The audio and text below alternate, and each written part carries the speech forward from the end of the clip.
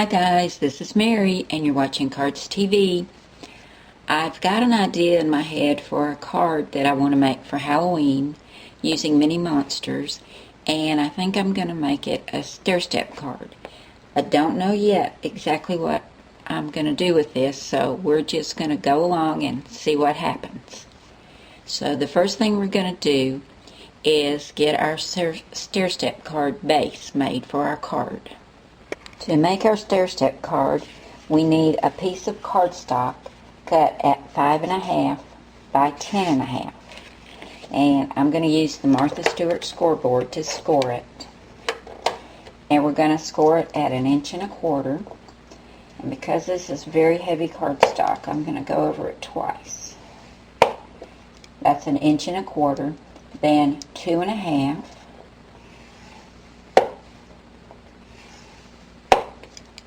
Then 4.25,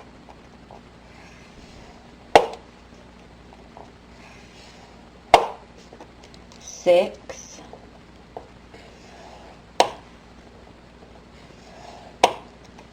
and our last score line will be at 8.25.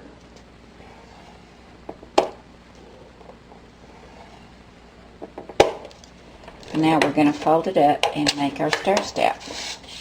I don't know how well you can see the score lines, but I've scored it at 1.25 inches, 2.5 inches, 4.25, 6, and 8.25. And we're going to start folding it Mountain Valley style. Just back and forth, or like an accordion fold on each of the score lines. And use your bone folder as you're folding, especially if you have heavy cardstock like this, so that you get a nice crease. This is very heavy cardstock. It's basil, so it's got some texture to it, and I love the color. It's kind of a deep purple, and I thought that would be really good for a Halloween card. Using it with some black. Okay, and there you can see we've got our stair-step card. So now I'm going to get out the book and start choosing some images to put on here. Okay, I've got the manual out of the Mini Monsters cartridge, and I think I'm going to use this spooky haunted house on page 69. Then there's this really cute street sign on page 70. Then there's, I'm not sure which fence, I like both of them, on page 72.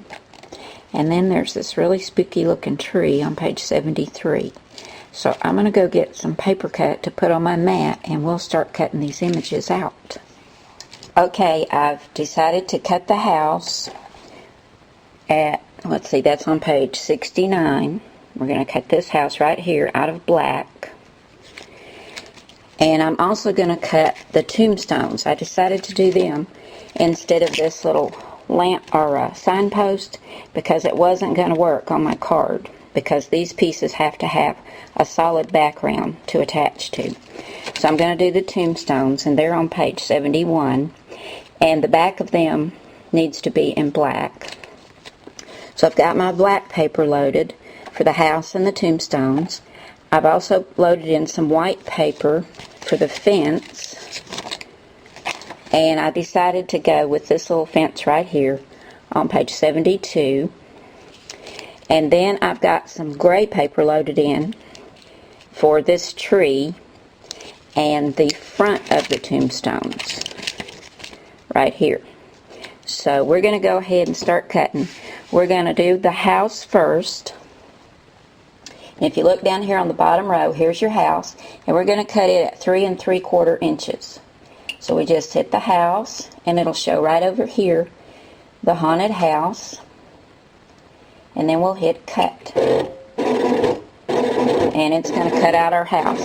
And the reason that I decided to go with 3 3/4 is because it's going to go on the back of my card. And this is how my card looks when it's all folded up. But I know I can only have something coming out at 4 1/4. So if I cut my house at 3 3/4, by the time I put it in there and adjust it at 4 1/4, it's going to look really good. It takes a while to cut this house. It's got lots of windows and things like that in it. Okay, our house is cut. Now we're going to cut our tombstones, and I'm going to cut this one and this one, and I'm cutting them at 2 inches. So I'm going to adjust my size down to 2 inches, and I'm going to cut this one first and then this one.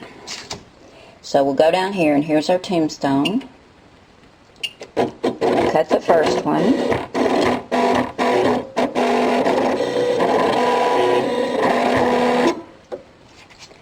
And to get this tombstone, we need to hit shift.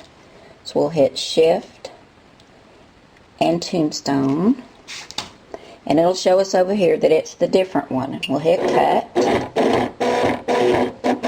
Now we're going to cut our fence, and I've chosen this one, so we're going to hit shift and the fence, and we're going to cut it at 2 1/4. So we want to adjust that 2 1/4, and there's our fence. We'll hit cut. Okay, our fence is cut, and now we want to go up to our gray paper to cut our tree. So we're going to hit line return, which is in the top row of buttons, the very last one. It'll take our blade back up, but it's still not on the gray, so we're going to arrow over. There we go.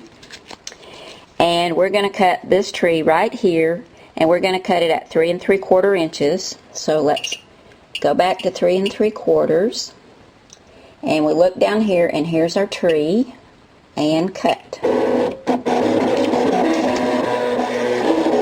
And now we're going to cut the front of our tombstones out of the gray. We're going to do this one first, and that is layer 1.